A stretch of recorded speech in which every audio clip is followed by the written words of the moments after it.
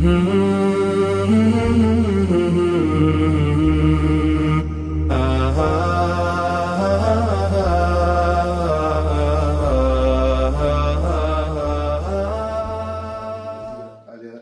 بدنا تدعونا ما تنسونا من صالح دعائكم.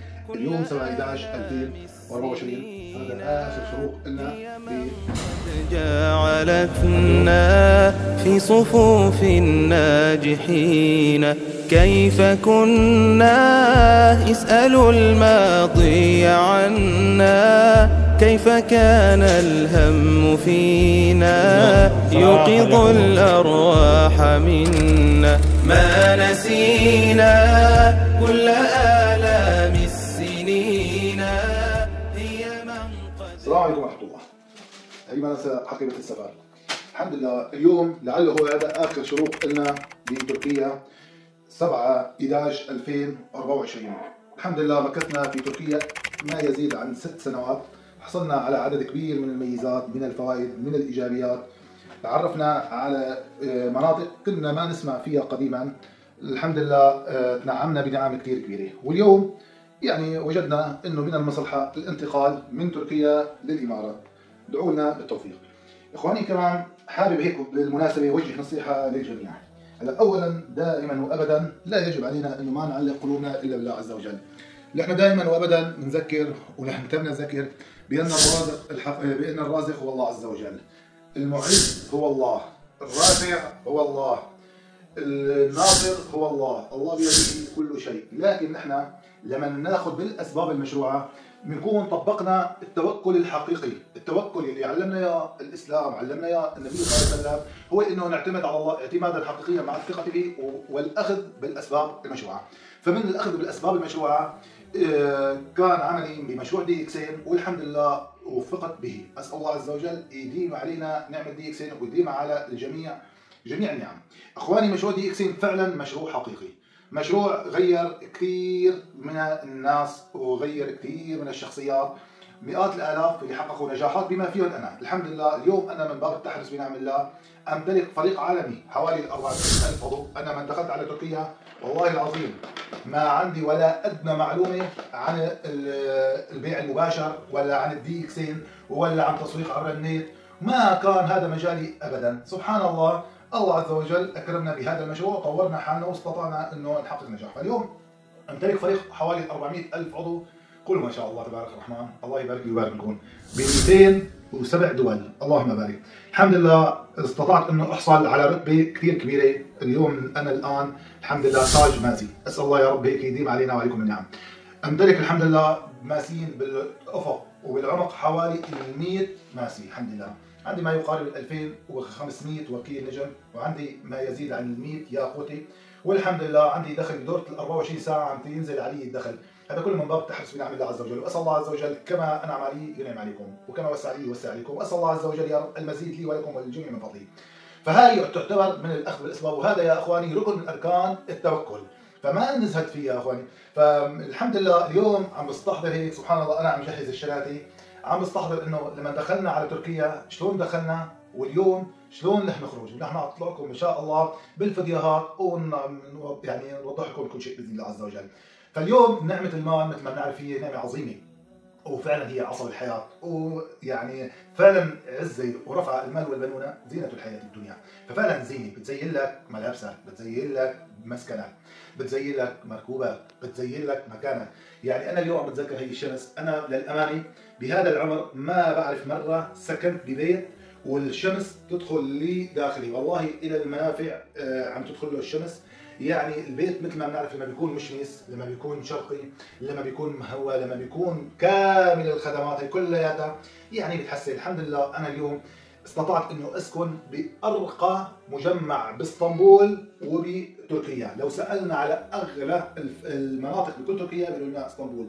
لو سالنا افضل واجمل منطقه بكل اسطنبول بيقولوا لنا باشاك شهير. لو سالنا انه افضل منطقه بباشاك شهير بيقولوا لنا كيا شهير. لو سالنا على افضل مجمع واكثر مجمع فيه ميزات وفيه خدمات لا يقولوا لنا مجمع بوليفارد اسطنبول. ولو دخلنا على اليوتيوب وبحثنا عن الميزات الموجوده بهذا المجمع ما نجدها ابدا. بغير هذا المجمع. فانا الحمد لله استطعت انه اسكن بهذا المجمع، وعلما انه لو كان لساتني بالمجال التقليدي القديم بالمجال العملي اظن كل الشهر ما عندي قدره انه اسكن اسبوع واحد. يعني لو بدي اشتغل شهر كامل شغل يعني متعب شاق تعب، وما استطيع يمكن ادفع يمكن ايجار الشهر جمعه واحده. فالحمد لله استطعنا انه الله عز وجل يكرمنا بهذا المجمع. فالكلام يطول ما بيطول عليكم يا اخوان، ان شاء الله لا نزودكم باذن الله عز وجل.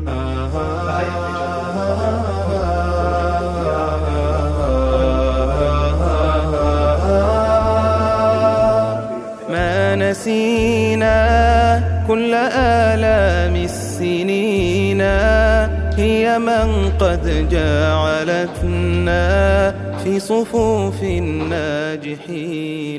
كيف كنا هذا آخر نزول من هذا البناء، واليوم نحن نغادر مجمع بوليفار اسطنبول، وأيضا نحن نغادر هي المنطقة، ونحن نغادر اسطنبول، ونحن نغادر تركيا بإذن الله عز وجل. قلنا بالتوفيق. ما نسينا كل آلام السنين، هي من قد جعلتنا في صفوف الناجحين. كيف كنا اسألوا الماضي عنا، كيف كان الهم فينا يوقظ الأرواح منا. كالجبال كم سهرنا من ليالي، نطلب العلم ونسعى دائما نحو المعالي. كان عمرا حافلا بالعلم شكرا، لك كلياتنا في كل ركن. ورحمة الله وبركاته. يسعد لي صباحكم اخواني الكرام، الله يبارك فيكم. اليوم 7 الشهر. انا لوين رايح اليوم 7 الشهر؟ رايح لعند اخي ابو علي كبكب، رايح ودعه، طالع من تركيا متوجه على الامارات، هو وعائلته بالكامل يسكن بالامارات ويقيم بالامارات. فيسلم عليه ودعه واسمع منه هيك كم كلمه ان شاء الله تفيدكم ضمن تجربته بالحياه. اخواني الكرام مثل ما تكون انا رايح لعند اخي ابو علي ودعه، طالع هلا على الامارات، ادعوا له الله ييسر له، ادعوا له الله ييسر دربه ان شاء الله. اخونا ابو علي من سنه و9 شهور اجى لهون، ما هي؟ من سنه و9 شهور اجى لهون. اي نعم. صدفه 7 الشهر يوم نزول العمولات، واليوم 7 الشهر كمان طالع على الامارات، كمان يوم نزول العمولات. ما هيك يا اخي ابو علي؟ ان شاء الله اليوم تنزل. الله ييسر امرك اول شيء، وان شاء الله تصل بالسلامه، والله يجمعنا مع بعض بمكه وبالامارات بالايام اللي جاي ان شاء الله. اللي بدي اياه منك اخي ابو علي تحكي لنا شعورك انه انت هلا رايح على دوله ثانيه وعمولتك عم تستناك بالدوله اللي رايح عليها، مثل ما شفت هون يوم الزلزال كمان وقت العمولات، كمان واسفتك العمولات بالوقت الزلزال. شو عندك كلمه للناس المبتدئين ما عارفين قيمه المشروع وجبروا حالهم يطلعوا بالبحر، جبروا حالهم يطلعوا على الغابات كرمال رزق، مع انه كنا عارضين عليهم المشروع وكانوا معنا بكيكسن. شو بدك تقول عليه؟ السلام عليكم ورحمه الله. والله نصيحه للجميع انه نتمسك بهذا المشروع ونعض عليه بالنواجذ، لانه فعلا مشروع الثراء الشامل بكل ما تعنيه الكلمه. اليوم انا كنت عم طبق الشناتي وعم جهز حالي ان شاء الله للسفر الى الامارات. تذكرت لما دخلت على تركيا وتذكرت اليوم لما بدي غادر. سبحان الله قديش بتفرق بين انك انت تطلع بطريقه نظاميه، تطلع بالطيران، تطلع وانت امورك باذن الله مالك متخوف من شيء انت وعائلتك، بين انك انت طالع ومتخوف من الغرق لا قدر الله او من الغابات وانت بديره واهلك بديره وان اخذتهم معك صعب. فالحمد لله مشروع دي اكسين فعلا يعني مشروع متكامل بكل ما تعنيه الكلمه. هذا الامر الثاني بدي اتشكر اخونا ابو عماد على وقفته النبيله، ما شاء الله تبارك الرحمن. من اول لحظه لما نزلت بالطياره كان يعني اول شخص يعني بتشوفه عيني هو اخونا ابو عماد واخونا ابو وليد. وايضا من لما طلعت من غازي عين تاب هو عم يتابع، وهو بالمناسبه اللي اخذ لي البيت اللي قبل هذا. والحمد لله صار تقريبا يمكن اكثر من سنه ونص او يمكن سنه و7 اشهر والله مع الدكتور. ونحن الحمد لله كانت العلاقات كثير حلوه، اول فريق اجتمعنا، كان في زيارات، كان في سعاده لا توصف. وللامانه لو بدي اذكر الفوائد والميزات والشيء اللي حصلنا عليه باسطنبول بشكل خاص وبتركيا بشكل عام، والله يمكن احتمال تروح هذه الطياره وما لحق قد ما في عندنا عدد كبير من الفوائد. المهم بالمختصر ما لا يدرك كله لا يدرك جله. مشروع دي اكسين ان تمسكنا فيه باذن الله عز وجل لنحقق الثراء السياحي والثراء الصحي والثراء الاجتماعي والثراء المالي. كل انواع الثراءات لنحصل عليها. شدوا الهميه، مشروع بيستاهل، مشروع بيستاهل. انا الان باذن الله عز وجل منتقد كل الاخوه يعملوا لي موضوع الامارات، الوضع الشغل، قلت له انا الحمد لله مامن باذن الله، مامن على شغلي، وين ما رحت في عندي نيت، ومثل ما عندي نيت خاص تابع عملي اكثر ما في هون. بصراحه في عندنا يعني ايجابيات كثير، قد يكون سلبيات بسيطه انه ما عم نحسب نطلع العمره، ما عم نستطيع هيك نتجور بين دول العالم. انا اليوم فريقي ب 207 دول، يعني من حقي زور فريقي، من حقي زور قاده، عم نلاقي انه في بعض. اما اليوم الحمد لله باذن الله الهدف اللي حاطه لا يكون هدف لي خير وهدف لكامل فريقي بشكل اوسع، وباذن الله في عندي عده اهداف بدي احققها بانتقالي الى الامارات. بس بدنا منكم تدعونا بالبركه، تدعونا يعني التوفيق، واسال الله عز وجل يوسع عليكم جميعا مثل ما وسع علي، واسال الله عز وجل يا رب يفتح على ايدينا جميع ابواب الخير. حياكم الله، بارك الله بكم، اخوكم في الله. اول شيء انا ما عملت شيء الا اقل من واجب، والله انا ما قدمت الا اقل، والله كنا نقدم اكثر من هيك، بس يا الظروف هون والاحوال والقوانين بتخليك ما تحسن تقدم الخير الكامل اللي انت ببالك. والله العظيم والنعم منك، ما شاء الله عليك، يعني اخ فعلا باذن الله، اخ بتسني واخ اخوي واخ في الاسلام واخ يعني من اخوه حقيقيه. هلا شيء ارد لك ايش اللي عرفنا على هذا المشروع على هي الشركه بالفعل. والله يعني قد ما قدمنا وقمنا بواجبنا ما بنقدم شيء قدام انت قدمت لنا هذا الخير من بعد رب العالمين. طبعا الله يجزيك الخير ويبارك فيك ويبارك لك بهمتك بعمولاتك بفريقك، وهنيئا عليك هذا المشروع، وهنيئا عليك روح الامارات ان شاء الله. ومثل ما ذكرت لكم اخواني، هلا عم تنتظروا عموله بالامارات مده يوم يومين ولا خرجيه، عم تنتظروا عموله، يستاجر بيت له لعياله وفرش وعفش وكل شيء من احلى ما يكون، كل شيء من احلى ما يكون. اللي جبر حاله وضل قاعد، وجبر حاله يطلع بالبحر، واللي جبر حاله يرجع على الشمال، وجبر حاله يروح بالغابات. ليش؟ هذا المشروع اشتغل فيه 2 3 الله وكيلك، بتطلع معزز مكرم انت وعائلتك بطياره وين ما بتحب بتسكن وبتقيم، ولا عندك مشكله بالمره. الحمد لله على هذا المشروع، والله يسلمكم ويبارك فيكم، ونحن للتوصيل حتى كل واحد يعرف قيمه هذا المشروع. انا اخي ابو علي انا صحيح بس ولكن ما حدا حيواسي مثل دي اكسين هلا هلا عم يستنى دغري قد العموله على السيستم بالطياره حيشوفها شو على الامارات على السريع، حول لي بدي ركز اموري. وبالمناسبه كمان الحمد لله عندي 2 قاده ما شاء الله بالامارات عم يتابعوا لي من الالف لليوم، من موضوع التاشيرات حتى الحجز حتى البيت حتى امور كثير. الحمد لله هي جماليه دي اكسين، وين ما بنروح بنلاقي لنا قاده، بنلاقي لنا اخوه، بنلاقي لنا محبين. نعم. فريقنا الحمد لله منتشر، فالله يديم علينا هالنعم. نفس هلا الاستقبال اللي كان هون باسطنبول رح تلاقيه بالامارات، واذا رحت على اي دوله كمان رح تلاقي في ناس عم تنتظر لك تسلم عليك وتنسر بوجودك معها. فالله يبارك لك يا رب ويبارك لكم جميعا. نسال الله عز وجل كلكم تصلوا لاهدافكم بهذا المشروع. شفنا بعيننا ودقنا الطعمه، فاشتغلوا يا اخواني، ما عم نلف وندور عليكم ولا ابدا، كله شفافيه الحمد لله. الحمد لله، الله يبارك فيكم يا رب. طولنا عليكم كثير، لا تاخذونا، ان شاء الله حنزودكم بالفيديوهات، بس ادعونا بالتوفيق، ادعونا بالسداد، ادعونا بالبركه، وباذن الله عز وجل باذن الله كل من الماشي ليجي يوم باذن الله عز وجل الله يحصل على عدد كبير من الفوائد، وفعلا الله يدرك ما نقول. شكراكم على خير يا اخوتي، حان الوداع، حان الفراق مع الضياع. يا اخوتي حان الوداع، حان الفراق مع الضياع، من بعد ما كانت لنا.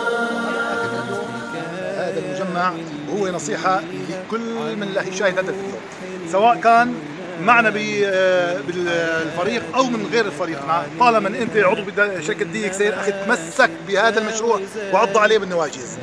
الأمر الثاني للي ما دخل معنا بشركتنا، أنصحكم يا أخواني من باب النصيحة الأخوية لا تروحوا هالمشروع، والله العظيم مشروع متكامل، مشروع فيه خير عظيم.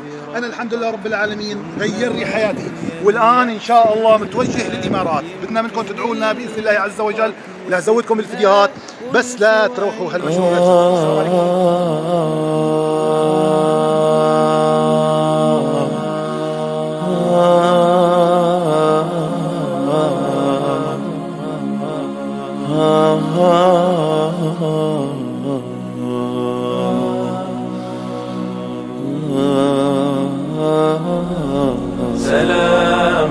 سلام كمسك الختام عليكم أحيي بنايا كرام، ومن ذكرهم أنسنا في الظلام، ونور لنا بين هذا الأنام. سكنتم فؤادي هنيك بيصطدم فينا نستطيع نتابع عملنا حتى هنيك بنلاقي حالنا مؤسسين اكثر من هول. يعني هنيك بنلاقي حالنا يعني امورنا لسه مرتاح فيها اكثر ما بتركيا.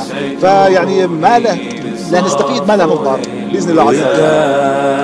وهل تمنحوني شريف المقام سلام كمسك الختام عليكم أحيي بنايا كرام ومن ذكرهم أنسنا في الظلام ونور لنا بين هذا الأنام أموت وأحيا على حبكم وذلي لديكم وعزي بكم راحة روحي رجاء قربكم وعزمي وقصدي إليكم سلام كمسك الختام عليكم أحيي بنايا كرام ومن ذكرهم أنسنا في الظلام ونور لنا بين هذا الأنام فلا سبحان الله العظيم. يعني الله اكبر صرنا بجاوب. يا رب يا رب هيك يحمينا ويحفظنا يا رب ما شاء الله تبارك الرحمن. سبحان الله العظيم. فبالله عليكم سلمونا على الشباب، ديروا بالكم على الفريق، ديروا بالكم على الكويت باذن الله عز وجل. يلي بيستمر يصل بيطلع باذن الله عز وجل. الحمد لله الحمد لله. هلا صرنا بالجو وهلا صرنا فوق في البحار. يا رب سلام كمسك الختام عليكم أحيي بنايا كرام ومن ذكر. السلام عليكم ورحمه الله. ان شاء الله 10 دقائق نكون بالامارات باذن الله عز وجل. اكثر من 10 دقائق طياره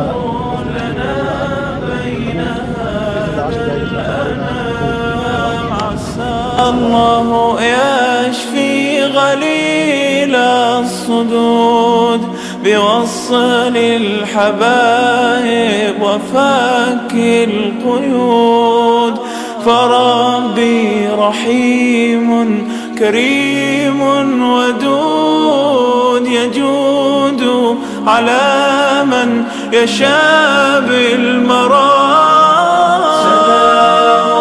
سلام كمسك الختام عليكم أحيي بنايا كرام ومن ذكرهم أنسنا في الظلام ونور لنا بين هذا الأنام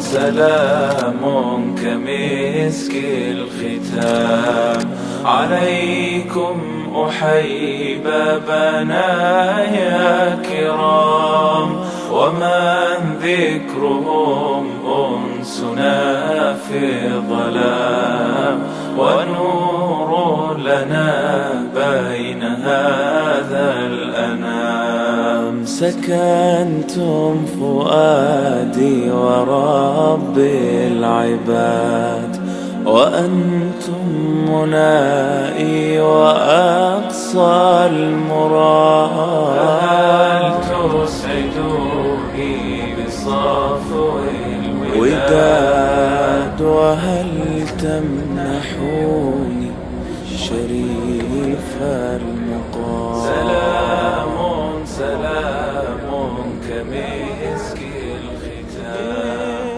علي